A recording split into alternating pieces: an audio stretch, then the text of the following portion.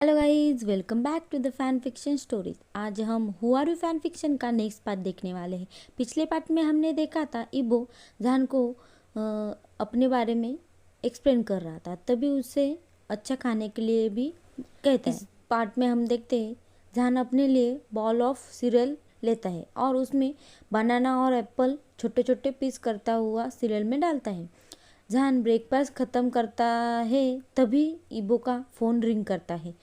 इबो फ़ोन उठाता हुआ इबो कहता है, don't worry, I am fine. मैं जहान के अपार्टमेंट में ही सो गया था। उसे पता है हु आई एम।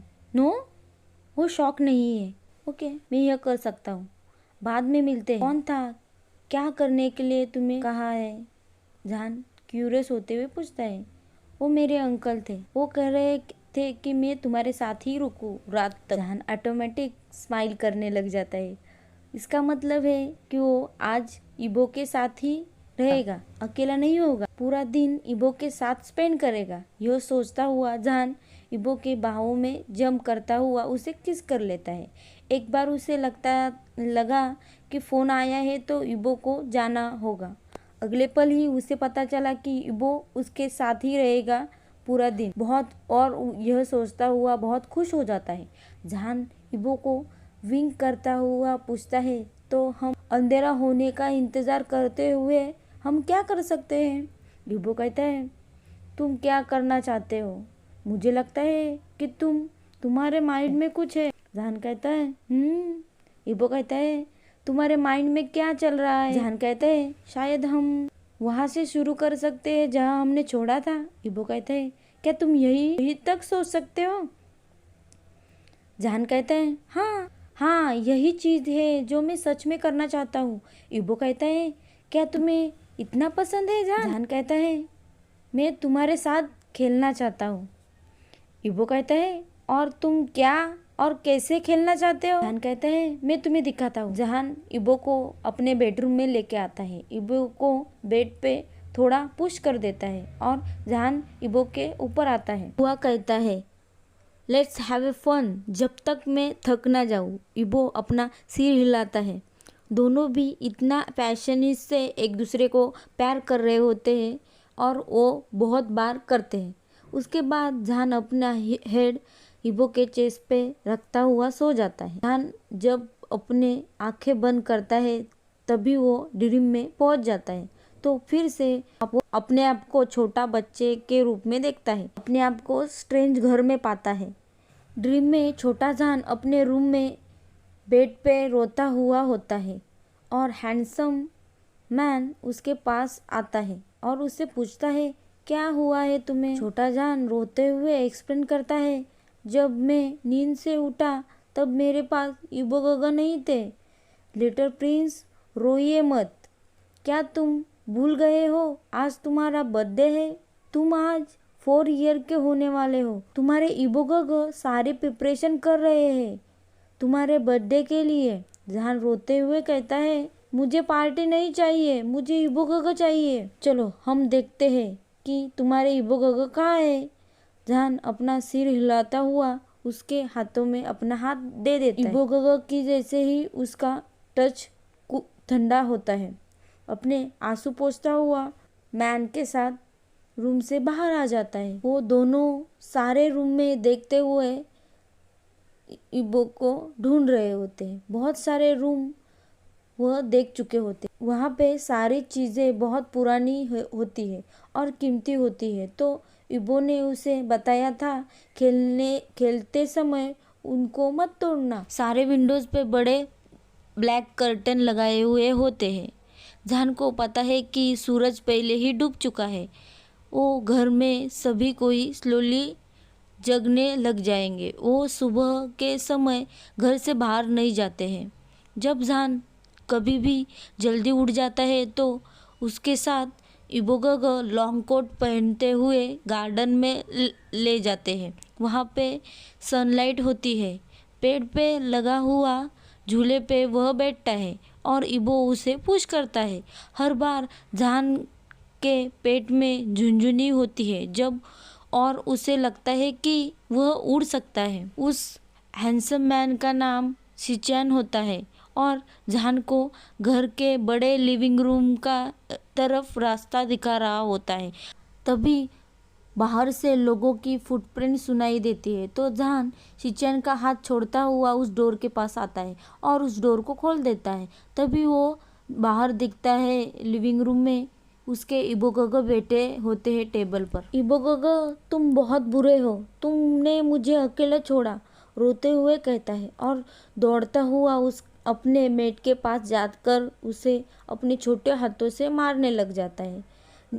इबो नीचे झुकता हुआ अपने भावों में उसे उठा लेता है और उसके फोरहेड पे किस करता हुआ, मैं तो तुम्हें सरप्राइज देना चाहता था, आज तुम्हारा बर्थडे है ना, बहुत सारे गेस्ट आए हैं, तुम्हारे मॉम डैड भी आने वाले हैं, मैं नहीं चाहता कि वो आए, वो मुझे उनके साथ ले जाएंगे। इबो कहता है 4 वीक की ही तो बात है, हमने इस बारे में बात की थी ना, अगले साल मैं तुम्हारे साथ ही रहूँगा पूरे समय। जहान छोटा बच्चा है लेकिन उसे पता है 4 वीक बहुत होते हैं।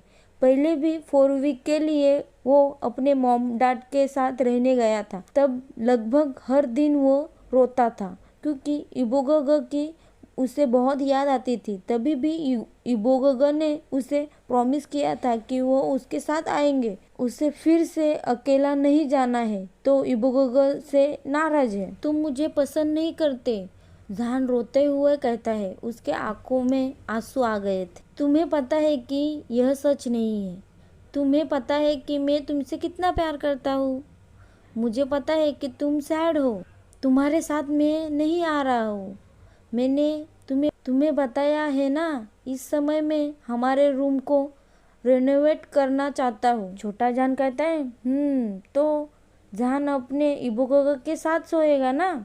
इबो कहता है तुम कहीं और सोते हो क्या?